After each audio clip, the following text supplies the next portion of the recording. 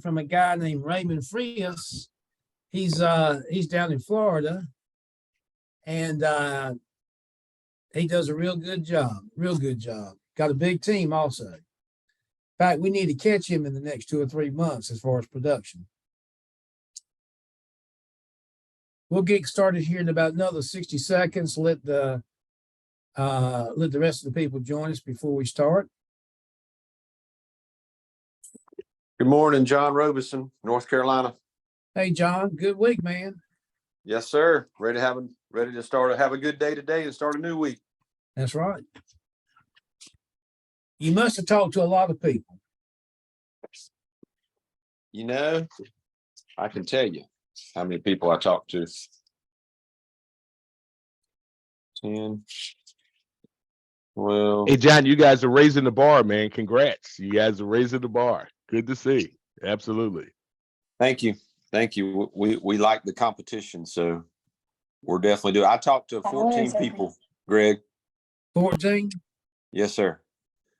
You had a real strong week talking to the 14 live transfers, correct? Yes, sir. I did. Mhm. Good week. And we'll go over that a little bit more with more of a fine tooth comb here as we get into the meat and potatoes of the call.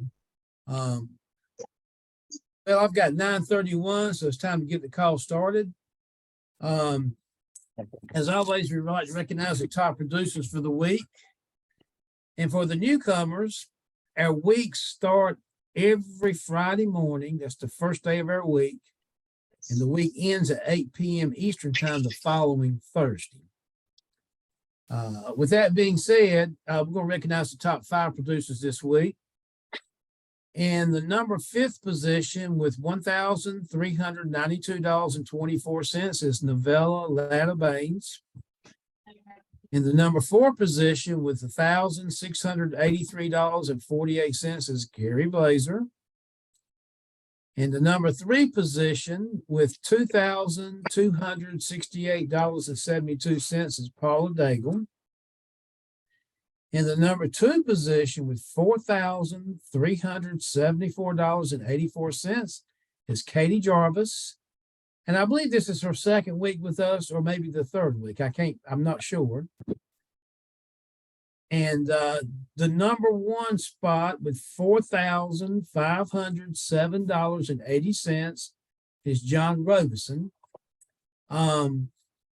Before I move on, John, is this Katie's second week or third week? Do you remember? First week. This is her first full week of selling. Okay, first full week. Okay. She sold last week one day. Okay. So her very first full week, she wrote $4,374.84. And she did that working just live transfers, I believe. Is that correct? Yes, sir. Okay. She should be here on this call somewhere. She may be. I'm not looking. I am. I'm here. Right. Katie, congratulations. Bang up job. Looks like there's a new sheriff in town. Let me ask you this. Do you know offhand how many transfers you took this week? Or if you're not sure, you may not be sure. Hold on, I can look real quick. Yeah. Hold on for you to do that, because we want to, a lot of people probably ask them how many leads did they work and what kind of leads, and was it telesales or face-to-face sales? So we'll go ahead and get everybody's questions answered, because I know a lot of people are wondering that. Well, hey, Greg, while she's looking, one thing I'll say that Katie's doing that is she's studying herself. Besides practicing when she's not taking calls, she records herself, listens to it, writes down, takes notes. She modifies her script to fit her personality. If she doesn't feel good about something, she comes to me and we discuss it together. And I'm still pretty new too, so I'm learning. I think you got to give 1,000 presentations before you're really probably decent at it. So that's one thing that I know that she's doing that's helping her tremendously, is constantly studying and revisiting what she's done on a sale or not done on a sale. That's a real good point. And Katie, we'll get you in just a moment, but I want to reiterate what John was saying. John's pretty new with this, couple months experience, I guess. Katie's very new at this, first full week of this. And each one of them wrote over $4,000. And the point I'm trying to make is you don't have to have a lot of talent. You don't have to have several years experience doing this in order to put up some good numbers. All you got to do is plug into the system, invest in leads, have conversations with the leads. Some of them buy, some of them don't buy, don't get phased. The law of large numbers come to the surface. And I like what Katie's doing. She is on top of her business. She's treating this like a business. She's not working for somebody else. She's working for herself. And she's trying to improve her game, sharpen up her skills. She's actually recording her presentations that she does with Miss Jones so she can go back and listen so she knows how she sounds to Miss Jones. Because, you know, on the phone, Miss Jones cannot see you smiling like it could be if it's face-to-face sales. All they can go on the phone, all they can go by is how you sound on the phone, and that's it. They can't see you smiling. You can't see them smiling. They don't have as much bond with you because it's only what they hear. Whereas someone like Gary that does it in the field, Miss Jones can see Gary, she can hear Gary, they can laugh together a lot easier. And on the phone, the only thing that's bonding you, Miss Jones, is your voice and her voice too, for that matter. So I'm glad you're doing that, Katie. Other people should take the cue from Katie. First full week, over $4,300 in issued business, and they're not Hey, just Ron. doing that, but she's spending time analyzing and perfecting and tweaking, listening to her conversation so she can improve on that. She's on top of her Hey. business. Greg, got a question, if you don't mind, for Okay. Katie. How long she's been licensed? Has she recently licensed, or she came from another company prior to this, doing this? I don't know. Katie, what's your answer? So I got licensed back in 2018, and John and I worked together then, and you know, I don't want to say I don't want to say that the company we worked for had bad leads, but it was just really it wasn't a great experience. I feel like I did well at it, but I did it for They a had few months. they had bad leads. Don't be shy. Most places do have bad Well, leads. but it was Recycled leads, old leads. right. It was offshore stuff. So these people, they could hardly understand what they were saying, and they were getting them on the phone and then just transferring to me. So I did that for about, I don't know, John, maybe 4 months. And then I was like, insurance isn't for me. So I did that for like 4 months in 2018. And then went to cabinetry, and then came back around to this just a week ago. So yeah, my insurance experience has been very limited. Really the first time I've actually given it any true effort and put in any work, but you have to in order to make it work. So that's what I'm trying to do. Yesterday, I mean, was willing, like sitting there in front of my computer trying to take calls till 9:30. So 9:30 at night. 9:30 at night. yes, sir. Okay. We had a little competition yesterday, Greg. So we had about 12 hours in the seat yesterday. How many hours in the chair? 12. hours. Yeah, I took my last call at 9. It was 9:30, 9:45 last night. Okay. Well, you only beat her by about $130 of annualized premium. That's about $10 monthly premium separated the total. Your total. Well, she beat me for the day, though. She got me. It was for the day, and she got me big time on the day. Okay. So let's just reiterate that. You were on the phone for about 12. You were in the chair for about 12 hours, grabbing live transfers when you could, and the same thing for Katie, correct? Yes. Let me ask you this: did anybody tell you no yesterday on the phone when you talked to them? Oh yeah. John got more no's than I, but we both got them, because that's the thing too, is even when you're working 12 hours, it doesn't mean you're going to take 20 calls. You got to be there and be ready to answer them.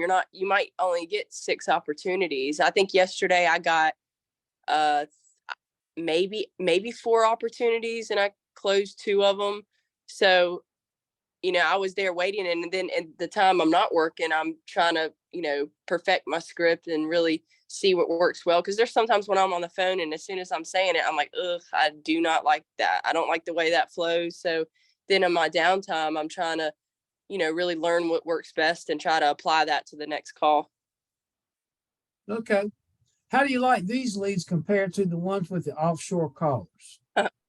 Yeah, Be honest, I've not coached you or John to say anything on this call. There's no comparison there. I mean, you can't really get it any, they're hot. They're calling in the commercial. So they're interested, and it's just really up to you as far as if you like yesterday when I sold, it was a very small policy. I sold her $1,000 of insurance. I mean, that's really not much, but I sold her on the legacy. Again, she already had $10,000. I wasn't going to come back and beat her price. I mean, it's not always about price, but for a lot of people it is. And so she was 80 some years old, and she had already had $10,000 of coverage. So I know going in it, I already, had the disadvantage as far as trying to sell her, but I sold her on legacy. And, and I just told her legacy would basically protect the policy she already had in place. And it was $20 a month or something, but $20 a month is better than nothing. Absolutely. In fact, you said you had the disadvantage when in fact, really, we have the advantage compared to agents with other carriers simply because we have legacy. Right. And the other agents, they don't. Other agents would probably have talked to that lady, and the only thing they could try to do is replace it. And they basically would say, well, call me if I can ever help you. And they'd have walked away with no sale. Whereas legacy allowed you to make a sale. It's a small sale, but my gosh, small sales are valuable just like big sales, And if anybody ever has a sale they think is too small, I'll be glad to take it, I'm sure. And I'm sure other agents will too. So anyway, I just want to emphasize my hats off to both you and John. Great first full week. As you see, the more people you talk to, the more you talk to. The more you talk to, the more sales you make. People tell you no, people tell you yes.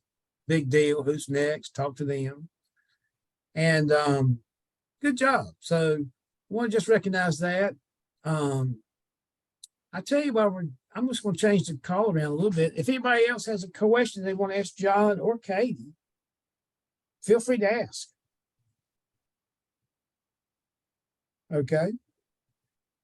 Want to congratulate, we had a contest about a week or so ago, the top 3 men's total production versus the top 3 ladies total production. And the women spanked the men.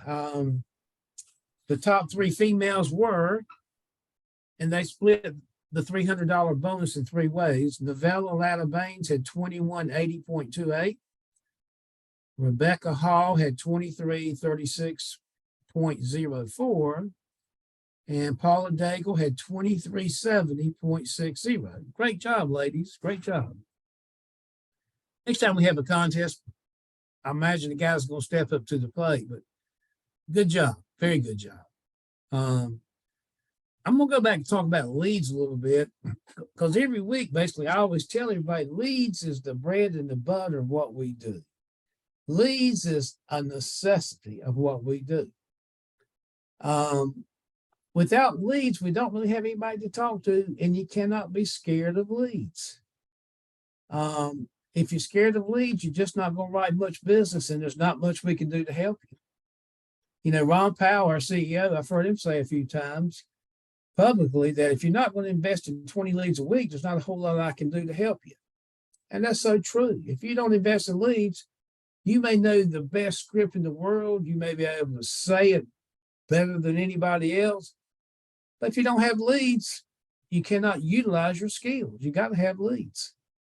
And, a lot of people, they look at it and say, God, TV leads $44. What if they don't buy?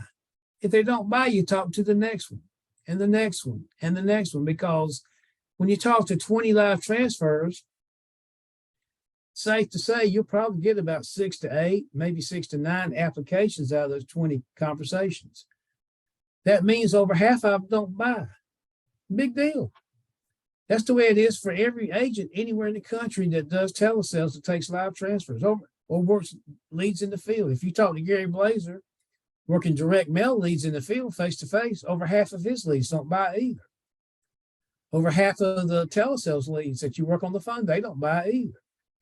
But the more leads you work, you'll get more no's and you'll get more yeses.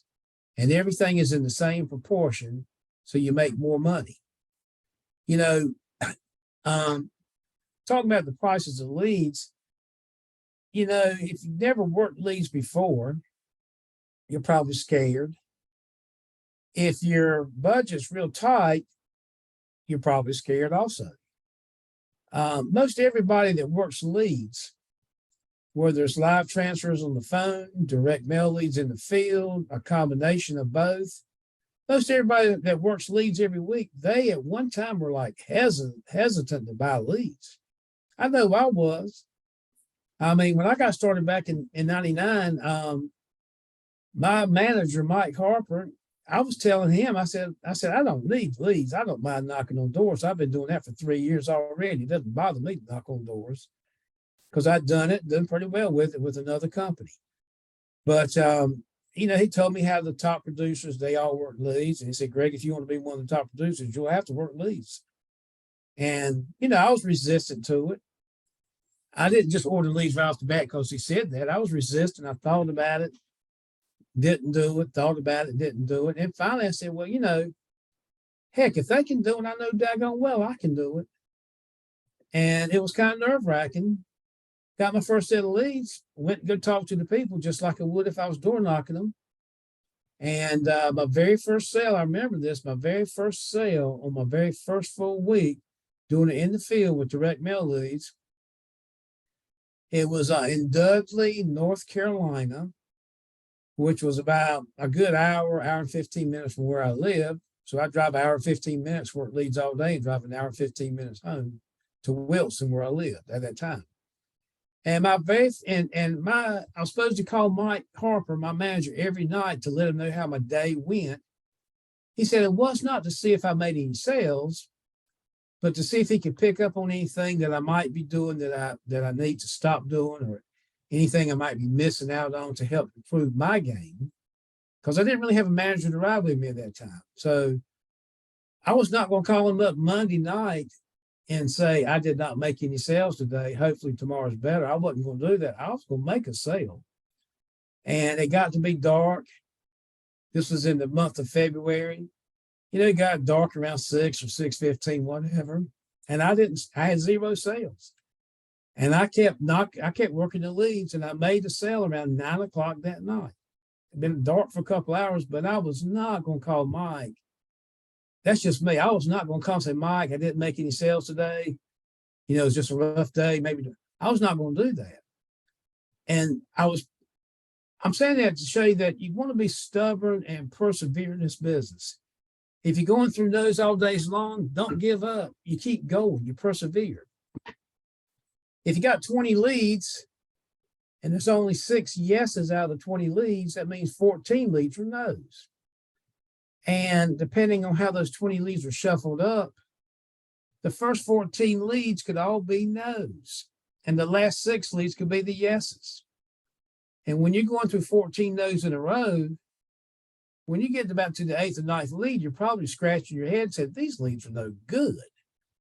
When in reality, these leads are fine. The same leads that everybody else is working, same leads that everybody else is writing business with. We got the same rates, the same legacy, the same underwriting, everything. You just have to stay focused like a laser beam. Just stay focused on your business. Say, hey, I'm going through a string of cold leads. Big deal. I'm getting a little bit closer to the hot leads because the law of large numbers average itself out. If you flip a quarter and it lands on heads 5 times in a row, you know, hey, this is kind of unusual, but let me flip it 100 times. It's going to be about 50-50 heads and tails. And the same thing with leads, the law of large numbers. You know, sometimes you might have 3 sales in a row and feel like you're walking on water. Well, that's unusual too. That doesn't mean they're all going to be yeses. Just like if you get 3 no's in a row, it doesn't mean they're all going to be no's. You just have to stay focused. It's right here. So a lot of it's just mentally up here. It's not backbreaking work that we do. A lot of it's just up here being focused and mentally prepared and being stubborn like a bulldog, like, hey, I am not giving up. If these other people can do it, I know daggone well I can do it. And prove that you can do it by going through the repetitions, going through the conversations with the leads, getting the no's, getting the maybes, getting to let me talk to my children's and getting the yeses, and you'll make the money. But everybody that works leads, I'm pretty sure they had some hesitancy when they first ordered their first set of leads, whether it was with Senior Life or 5 years ago with another company or whatever. When you pay for leads, you're like, wow, these things are expensive. Are they worth it? Yeah, they're worth it. That's how you write businesses with leads. It's just like the McDonald's franchisee. They buy hamburger buns. Is it worth it? Yeah, that's how they sell hamburgers, with hamburger buns. No hamburger buns are not going to sell hamburgers. With no leads, we're not going to sell any final expense. Very little. You know, you just got to have leads and you can't be scared. You got to put pressure on the system and you got to look at yourself. If you have to look at yourself in the mirror and talk to yourself, do it. You're just as good as anybody else.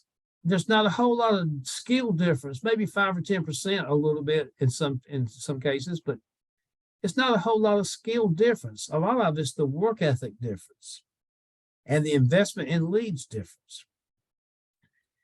You know, if an agent invests in 20 leads a week, they're going to write more business than somebody that invests in 5 leads a week. And that's just a simple 3rd grade math. A lot of businesses have startup capital that's required. You know, you go open up a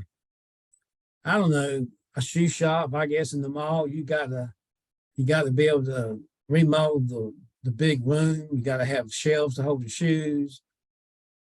You gotta have signage up outside of your building or outside your doorway. You gotta have a lot of startup capital.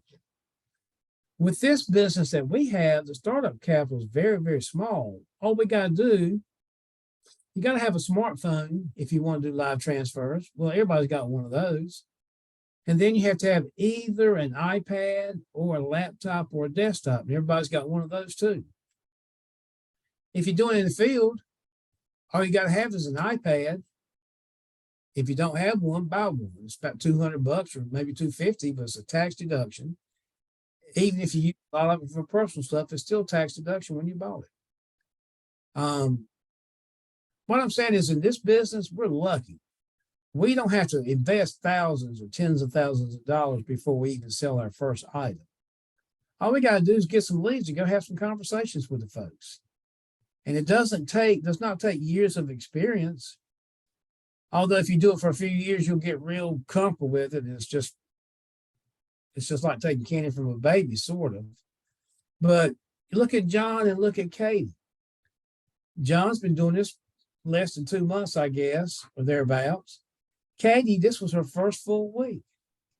They both wrote over $4,300 this week. And they both worked leads this week.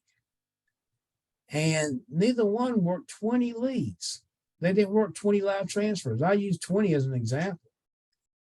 You see what they wrote, working between 15 and 18 transfers, or 14 to 18 transfers for the week, whatever the figures were, I don't remember. They did not even quite work 20 transfers. And it's not like one of them got lucky and had a big fluke. They both wrote over $4,300. And, you know, they're making money. And a lot of people on this call are very reluctant to invest in leads. Some of the people on this call have invested in leads and did not go work them properly. I'm talking about face-to-face for the most part. I mean, with live transfers, you have to work the lead because it's connected to you. You have to work it. When you do face-to-face, you don't have to go drive out and see the leads. But with live transfers, you do. And if you're not writing any business, folks, eventually the home office, the licensing department has a computer, sends out a computer-generated letter. And I hate to mention this, but the reality is the letter says termination due to lack of production. We lost 30-some agents a week and a half ago. Most of those agents were not even on the group, so you don't know about it unless we tell you about it. And in the near future, there's going to be another wave of agents that's going to be terminated due to lack of production also. And since the department does not do that to be mean, but they say, hey, you haven't written any business in the last 2 months. You must be doing something else. So they just terminate you because we really don't want any dead weight on the team. This is a business organization. This is not a social club. This is a business club, and we have to treat it that way. This year, we're raising our standards up compared to last year. We're going to hold people accountable more, which is the way it should be. I mean, people that don't show up for work, they normally don't keep their jobs. And it's just like right here, people that don't show up in right business, they're not going to be on the team. And I hate to say that, but that's just a reality. Because this team is gradually, slowly morphing into a team of producers, big producers. And if a person comes on board and they don't produce, we have to part ways. Because if a person's not producing, there's no place for them on these calls. There's no place for them on this team. Because this team is for people that produce work leads every week, they write business every week, and they're always trying to improve their game. And I'll use Katie as an example. You know, she's listening, recording her phone calls with Miss Jones so she can replay those later and listen to them to sharpen her game, to improve her game. She's trying to improve her business. And there's a lot of people on this call, they don't put much effort into this. And eventually you're going to get that letter from the home office terminated due to lack of production, and we'll be parting ways as friends. But, you know, it is what it is. This is a business organization of producing agents, and slowly going to morph over the rest of the year to an organization of high producing agents. You know, we want everybody on the team to write at least 3,000 a week. It's not hard to do. If you put in a 40-hour week working leads, you're going to write $3,000 or $4,000 without much difficulty. Some weeks it might be 5,000. Every once in a while, it might be an $1,800 week. But you're going to put up an average of $2,500 to $3,500 a week just by putting in 35 to 40 hours and investing in 20 leads a week. And I'm using conservative figures. You know, if you had a job somewhere, for lack of a better thought, Walmart, or if you worked at a bank, or if you work for an IT company, if you don't show up for work, guess what happens? You part ways. That's the way it is. You part ways. And people on their team, if you don't show up and write business every week, we have to part ways. This is not a social club for everybody to enjoy and to feel good about ourselves. This is an organization of people that want to make money the honest, ethical way, and they enjoy the camaraderie. They enjoy what we do because this is their career. They enjoy being a business owner. This is your business. If you can go work 40 hours a week for somebody else's business, to be sure you can work 40 hours a week for your business. If you have to work overtime at somebody else's business, to be sure you can work overtime for your business. You know, John and Katie both, they said they put in about 12 hours in the seat yesterday. It wasn't an 8-hour day or 7-hour day. It was a 12-hour day. And they got paid for it. And I want everybody on this call to do the same thing. Write business and make money and be happy and help your families. If you can make an extra $800 a week, which is not hard to do, just make a couple extra sales beyond what you're doing.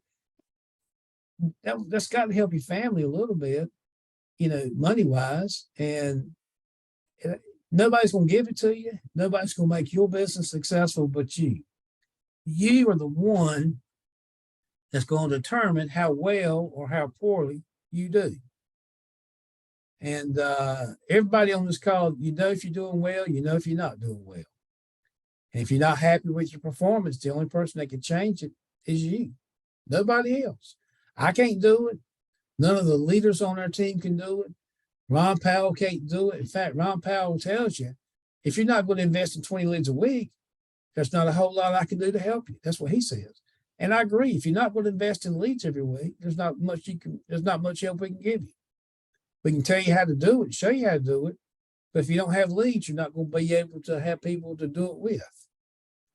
And leads is just what it takes. And I know I'm rambling on and on and on talking about leads, but leads is so important in this business. Without leads, you don't write business. The agents that are writing the business, they're investing in leads every week. They're getting no's every week. They're getting yeses every week. They're getting, let me think about it every week. They're getting, let me talk to my children every week. They're getting, oh, we've took care of this already each week. So I'm going to close out with just saying, this is your business. If you want to improve your business, it's up to you because nobody else can do it. It's up to you. Hey, Greg, Yes, yes. hold on, please. Hold on, please. This is France again. This call is supposed to be also a Q&A, guys, and nobody's asking questions. When we have people that's, had a great week and doing well, we all need to find out what they're doing because things change, So some of the questions that I have for Katie and John, of course, we know that the live transfer are the best leads. That's, of course, bar none. But Katie said, this is for you. You said that you had out of your 4 or 6 sales or people that you spoke with, you had some no's, and you was able to sell 2 out of the 4 or out of the 6. Could you share with us what did they tell you? What was their reasons for no? Because the reason I'm asking this, they saw the advertisement on TV. They call, they want some. And also for John as well, if you can share some of your experiences, why the clients or the customers told you guys no. Hey, France, this is John. Yeah. So I think it's not really a no, it's more of a, I need to talk to someone. So and that's what I've been getting a lot early on. So I've been trying to qualify that early, like make sure that, and to go back, I know there's a script and it's really a track to run on. You kind of mold it to your personality, but I try to find out, make sure I'm speaking to the decision maker to take that objection away. That's the main thing. If they're price shopping, I just acknowledge it and then just keep going and then really, really spend a lot of time on the legacy assurance. And it might, to a quick example, I had a gentleman who, he wasn't a gentleman. He was trying to control the conversation from the start. He gave me, just, there's some 4-letter words you could use to describe his behavior. He wasn't nice. But I didn't get upset. A lot of times when someone's trying to take control or the client is, that you tend to get reactive or defensive, and you can't sell being defensive. You have to control, and you are in control. You have the information that they want, so you control how much of that information they get and when you want to give it to them. If and whatever their reason, if they're nervous, if they think that you're going to make them buy something and they act like that, you just have to take control. So with this guy that I was speaking to, I just slowed down, and he was irritating me because he was not being nice. And it came down to everything. Even when I was talking about legacy, I don't need that. Oh, they could throw me in a box and, all that good stuff. But I got all the way down to the living benefits and told him about the 24/7 telehealth. And then bam, all of a sudden something clicked. And he's like, well, my wife and I do travel a lot in our RV, and, we might be miles away from an emergency room, and he had some health issues. So that one little thing, because normally you want to you can't help it. I think you want to get off the phone when people act like that. But by slowing down, and it actually worked. And to me, I was just irritated. And I said, I'm going to close this guy one way or another because he's not going to win. So if that answers your question, most of the things that I have in my experience have been, they say, I want to talk to my wife, talk to my daughter, talk to my son. So I try to get that objection out of the way early on, if that helps. Oh, yeah. Hey, Excellent. John, I want to comment 2 things. First of all, you persevered, which we talked about earlier. And the second thing is you found that guy's hot button, which was a 24-hour telehealth because they travel some. He heard that, and all of a sudden his eyes opened up. and he became more cooperative with you. And then he was That's my all I best. want to say. That's all I Then want he to was say. my best friend, asking lots of questions. So, and you had asked earlier, Ron, so I don't want the anybody that's brand new on this call. I tried this in 2018.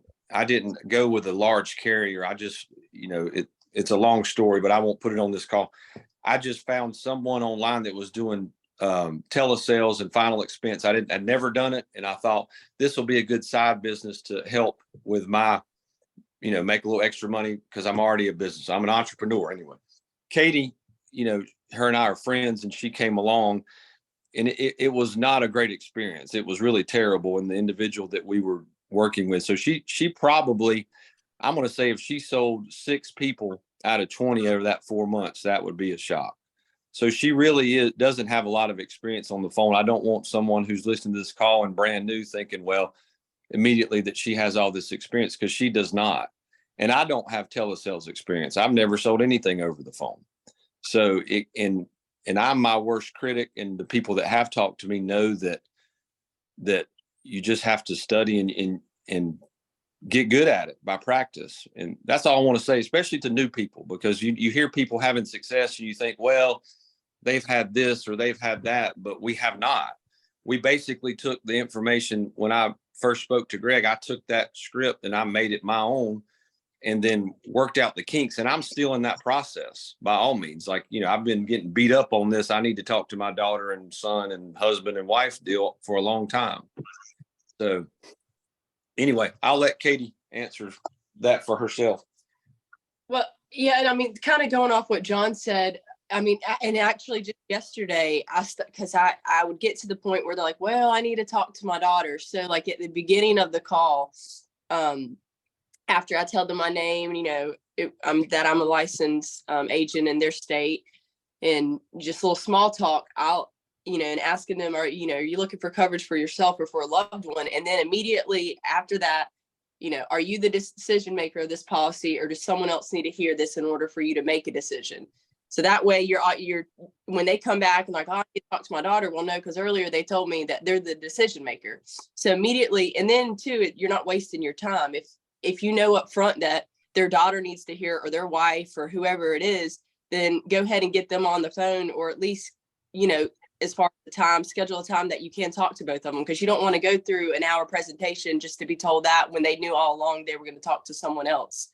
So you're just kind of fact finding, as we'd say, and just getting all the information we can in order to, be able to be successful and make a sale. So, and like I said, and same thing with John, I'm very inexperienced in this. I'm my worst critic, and, sometimes I don't like the way things flow, but really, if they trust you and they like you, and you don't talk to them so scripty or try to be like, hey, I just need to tell this. If you're trying to, you can't make a friend with everyone, but, try, relate on some common ground and just be friendly with them. And then they'll trust you. And then if they trust you, you have a much, more chance of selling them than if you're just going to talk like a robot or salesperson that's just trying to make some money off of them. Good point, Thank- Katie. Thank you. Thank you, Katie and John. Need to say one. I apologize, Greg. Sorry about that. That's all right. I want to say, guys, the managers can only do so much training. Us as managers, we can only do so much training. We can only do so much motivation. However, you guys are one out of a million, because simply from whatever you receive from, from Greg, your guys just took it upon yourself and take it personally, self-motivated, and you are a student of this industry. Well done, guys. I mean, that's the bottom line. There's always, more to learn, and you doing it yourself. This is personal to you. Congratulations. Thank you for the answers. Go ahead, Greg. Back to you. Thank you. Thank you, Franz. And Katie, what Katie says is pretty important with telesales. It's important face-to-face sales. You don't want to sound very scripty. You don't want to sound like a robot. I tell people, especially for telesales, don't sound like a salesperson. You want to sound like the next door neighbor. We're having a cup of coffee. We're talking about how expensive these funerals are, how in the world can the children take care of my funeral? They can barely pay their bills as it is.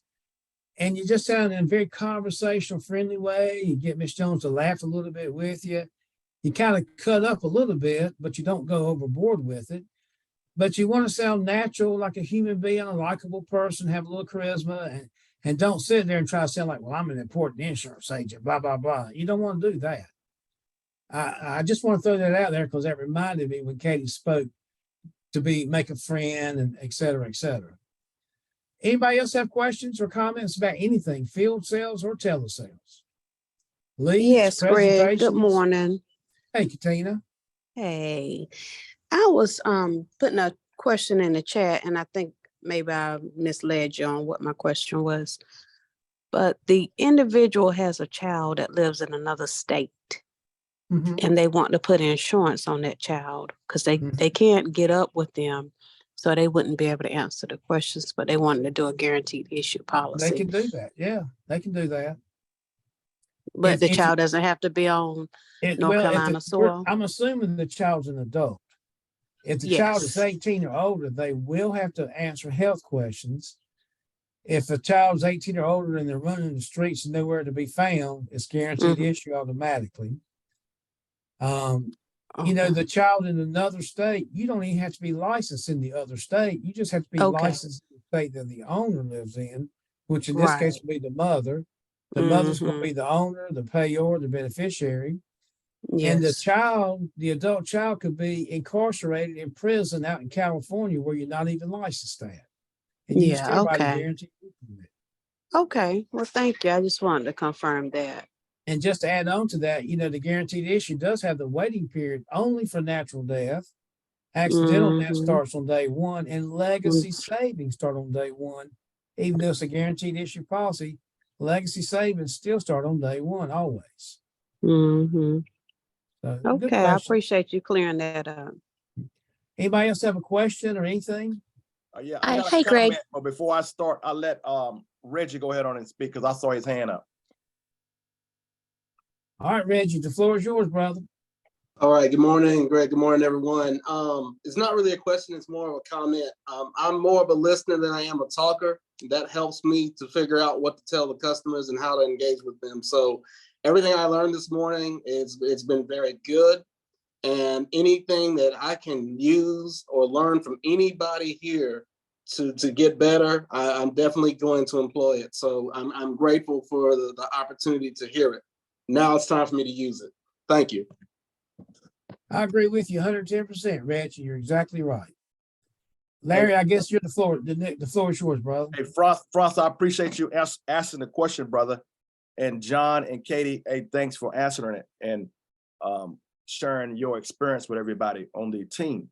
But all the things that they have said, it don't mean a hell of beans if you're not experiencing talking to leads, because you're not going to experience anything that they said if you're not talking to leads.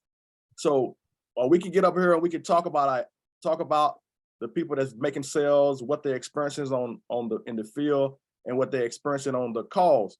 But none of us going to experience any of that if we're not working leads. You know, that's all I want to say. You're not going to experience any of it if you're not working leads. That's right. If you don't work leads, you cannot apply anything you learned on this call or any other call. If you don't work leads, you can't apply what you learned. Good point, Larry. Anybody else have a question or anything? Mr. Jones threw you a curveball this week and you did not know how to respond, or questions Greg. about anything? Hey, Greg, it's Paula. Hey, Paula. Hey, Greg. I was wondering if maybe this week, what do you think about all of us tracking our phone time? How many hours we actually put in, how many leads we take, how many sales we do? I just feel like it's going to help me personally. I kind of wondered, like, just from getting some stats, it might be good. But I thought maybe it would help all of us be more accountable if we tracked our sales versus phone hours. I don't know. Yeah. This is something I was thinking of. At the home office, they call that talk time. Okay. That's how much time were you in conversation for the whole week added together. I think it's a good idea. I would say all telesales agents track how many live transfers you took, because today's the first day of the week. It ends at 8 p.m. Eastern time next Thursday. It's kind of an interesting experiment. Track how many live transfers you took between this morning and 8 p.m. Eastern time next Thursday. Track how many people bought and how many people did not buy. And of the ones that did not buy, maybe make a comment like has to talk to children, or said they could not afford anything, or said they're just not interested, or whatever, and see what kind of objections you're hearing. Then next week, next Friday, we can go over the different objections that you heard on the phone. And we're going to talk about face-to-face in a moment also, but we can talk about the objections that were heard on the phone and discuss things that could have been said that may have helped change things around a little bit to encourage a sale. It's just like the sale that John made where the guy was a jerk. Probably 90% of the agents that talked to that guy, they would never have made a sale. But John persevered and kept talking. And as he kept talking, the guy's listening. The guy's probably warming up a little bit. And then John mentioned the telehealth, and that was the hot button for that guy. Because then he started saying, well, we do travel some, and we might be miles away, blah, blah, blah, blah, blah. So, he hit the hot button by accident. That counts. Well, it's not really by accident. It's part of the conversation. So I would say for telesales, track how many live transfers you take between now and 8 p.m. next Thursday Eastern time. Track how many of them bought. Track the length of time you're on the phone in conversation with the yeses, and track the length of time you're in phone conversation with the no's. And for the no's, add a comment what the no was about. Can't afford it. Got to talk to my children. Don't think I need it. Just looking around, whatever, so we can discuss the objections next Friday. And for face-to-face agents, do the same thing. Keep up with how many leads you work between this morning and 8 p.m. Eastern time next Thursday. You're probably working direct mail leads for the most part, but keep up with how many leads you work, how many said yes, how many said no. Keep up with the length of time of your face-to-face presentation on each person you visit, whether it's a yes presentation or a no presentation. Keep up with the length of time of each one. And the ones that said no, put a note beside them after you leave the house, put a note beside them what their no was. They got to talk to the children, just shopping around. Their cousin sells insurance, they're going to talk to them first. Whatever the objection is, and we can discuss this next Friday. I think it'll be helpful for everybody on the team to have an open discussion about some of these things that we're talking about. And the things we're talking about will be from real experiences this upcoming week. Is that kind of what you're talking about, Paula? Yeah, hi, I'm not sure. Can you hear me? The phone just did something weird. Yeah, we hear you fine. Oh, okay, yeah, something like that. And how many hours our app is open and we're actively taking calls? Like I just saw something. I don't know, maybe everybody saw it, but in case it went to spam, we just received an email or something about a migration taking place tonight from 5 until Monday till 8 a.m. And it says the telesales website will be unavailable for this for use during this migration. Agent portal will be unavailable for use Friday 5 p.m. until Saturday 11 a.m. So I don't know if everybody saw that, but I'm just seeing this email now. Just Thanks so for bringing it up. They sent the email out a couple of days ago. Also, it may have gone to spam. Okay, cool. But they're sending Okay. out. But so that will throw a little wrinkle in what we're doing. Yeah. But also, you can keep up if you're telesales. You can keep up with how much time elapses between the leads you talk to. When you hang up with Miss Jones, whether she bought or was a no, keep up with how much time elapses till you catch the next live transfer. I mean, that's going to boil down to how many states you're in. The more states you're in, the less time you got to wait between transfers.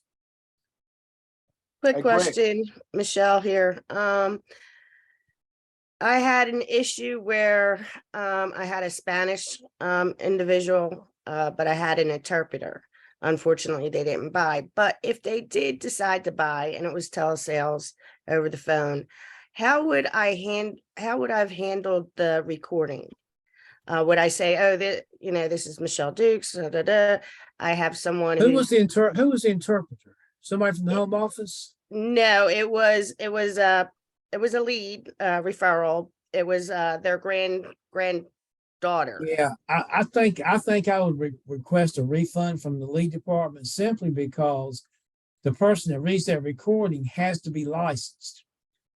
If the interpreter's not licensed, they could not do the recording for you. If they were licensed, I think they could. I'd keep life Wait, simple. well, maybe so the person that I spoke with, it was their grandfather. And she was answering all the questions and, whatever, third party, I guess.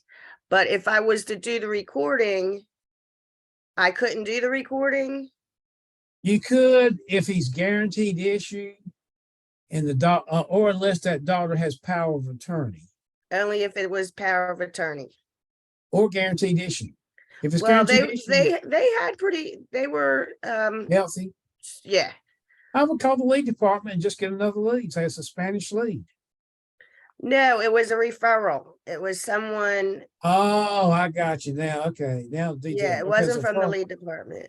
Well, the person that does the recording for you, you can always the home office does have interpreters for situations like that. I know lately it's hard to get a human being on the phone because they're going through growing pains. So many agents and not enough home office staff to handle the growth at times. But they do have you can call down there and ask to speak to a Spanish interpreter and ask them what's the best way for you to utilize their assistance. But the Spanish interpreters, that's what they do, is help for those situations. If it's So I for- guess my question is, if we went into the recording, unfortunately it wasn't a sale, but if we would have went into the recording, could have it said, hey, this is Michelle. Maria is interpreting for Jose, for example. Can I say that at the beginning and she can answer the questions or no? it depends. If she's power of attorney, Only if power. it's of going to be attorney. guaranteed issue anyway, because they're going to say if she's power of attorney, something's off. It wasn't, oh no, it wasn't power of attorney. Yeah, It I said wasn't- if it's power of attorney, if it's Okay, not but power of attorney, other than that, then the man's got to answer the health questions in order to get modified, standard, preferred, super preferred. He'll have to answer health questions because he's an adult. and because I can't read Spanish, like I couldn't be like such and such, she can't turn around and say it in Spanish and then answer the question. I don't know. Call the home office and ask them. All right, just throwing it out there. Yeah, I'm not really sure, and I'd hate to say. I just know if he cannot answer questions, Spanish, English, or both, he's guaranteed issue. And if the daughter's power of attorney, he's pretty much guaranteed to be guaranteed issue also. No, it Other was than that, just call the a home language office. barrier, that's all. Yeah, other than that, call the home office, speak to an underwriter and ask them. Because all I can do is give you an educated guess. I'm not really sure. All right, thank you. Yes, ma'am. Hey, Greg, hey, Yes. let me add to what Paula said about All about the migration. Okay. Everyone needs to log into their Slice on their iPad today, and they still can write business all weekend, even with the Correct. migration. Don't log off. It's just Don't not gonna log submit. off. So you can log it if if you're using the Slice telesales web based on your laptop or your desktop. No, that's not gonna be able to work. But if you using your iPad, you can log into Slice today and stay logged on and still write business, field sales or telesales today, Saturday, Sunday, and Monday. Hey, Larry, let me Good ask point, you a Larry. question. My Slice logs me out. How do you stay logged in? It won't log you out on a weekend. If you notice, John, it logs you out on a weekday. But if you ever log in on a Friday, it won't log you out on Saturday and Sunday. It Okay. stays logged in up. It stay Are logged you in. using an iPad, John? You using an iPad? Yes, I'm using iPad.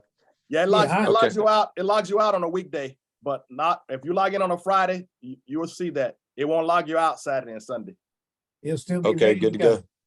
And the thing Thank you. about it is, you can write business but it's just not gonna submit to the home office. So you're not gonna see it in pending, but it'll be in the interface of the Slice app that's on your iPad.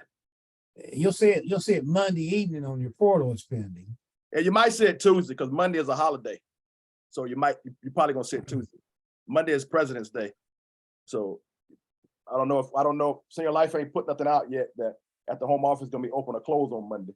But you may see something like that today because Monday's President's Day. I did not even know it was a holiday. Good question there, Mr. Robinson. Who else has a question or comment or any situation you might need a little help with? Because we're all about helping each other to make money the ethical, honest way and sharpen their game up a little bit. Sharpening your game comes with practice and practice and more practice. Just like if you're shooting foul shots on a basketball court, the more practice you have, the more likely it is that you'll get better at it. Same thing with doing this. The more presentations you have, the more likely it is that you get better with it. But you don't have to be really experienced. John and Katie proved that this week. They're both kind of new to telesales. It's not like they've been doing this for a couple of years. And if they can do it, you can do it too, right? I mean, if they can do it, you can do it. So it's really up to you if you want to do it or not, because nobody's going to do it for you. I see we have a hand up. Fire away. Hey, Greg, I was going to ask you, and if we need to talk about this outside of this call, it's fine. But yesterday, when you sent me back the information as far as the temporary non-resident license, We can talk about it right here for everybody. okay. I went to NIPR, but I was playing around with it, and NIPR can be confusing sometimes, but I didn't know what I need to apply for, how to look up the temporary license, because that way I can get more calls. I checked with NIPR late yesterday. I did not post it on Groovy, but for some reason, NIPR does not have a list of states that have a temporary license. It'd be nice if they did. I called licensing with Senior Life, the licensing department. They don't have that either. So what's going to amount to, and I know some states do have it. I know Georgia has had it for a few years, because I know the home office would take advantage of that for people selling over the phone, because they got a whole wing with about 100 or more than 100 cubicles in there for telesales agents. It's probably going to mean calling each individual Department of Insurance, and I did Google searches yesterday. List of states that do not require, list of states that have temporary life insurance license. I could not find a list anywhere on Google. So it's probably going to mean calling each individual state and see if they have a temporary license or not. And if they do have a temporary license, how long is it for? Because some states it might be 30 days, some states maybe 60 days, and maybe some states 90 days or longer. I'm just trying to think.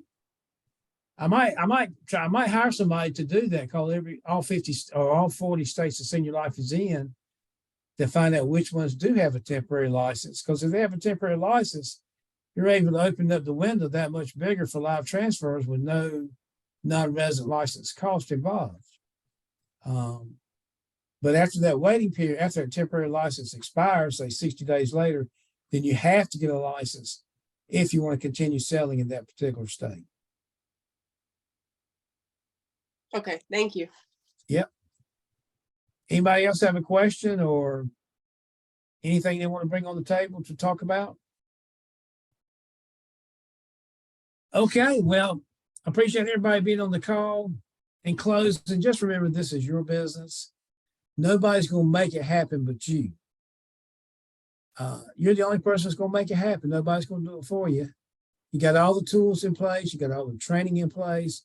Got the leads in place. We've got the team in place. Just do it. Hey, y'all have a great day, and we'll be in touch on GroupMe soon. Thank you.